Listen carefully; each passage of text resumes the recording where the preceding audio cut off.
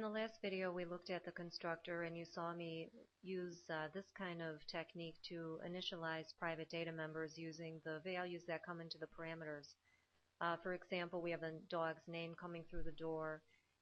It will go into the parameter n, and then that value in n, max or whatever it be, will be populated, will be used to populate the name private data member.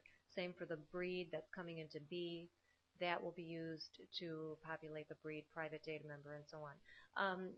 This is just one way of doing it, and you'll see in a lot of the examples and also in the book they use a different syntax, and even in my own examples I use the syntax, and it's actually kind of shorter, and I would like you to know both ways. I think it makes sense when we're first learning about the constructor to do it this way because this code is familiar to you. These are just simple variable assignments that you've done over and over again in this class. But typically you would initialize private data members in the constructor this way.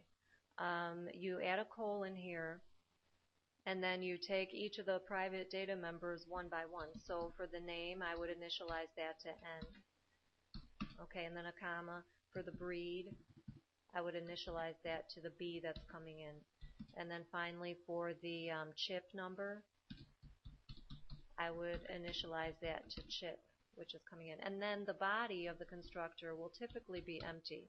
That's not to say that you wouldn't want to do other things here, but we typically won't in our class, just with these short programs that we do. So this is another way of doing it, and I would venture to say this is the preferred way of doing it. It certainly takes up less space, that's for sure.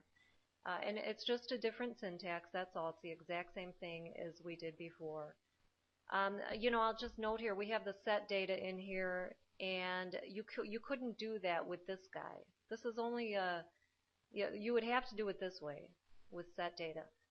This is only a constructor thing to do that, have this hanging out on the end here after the colon.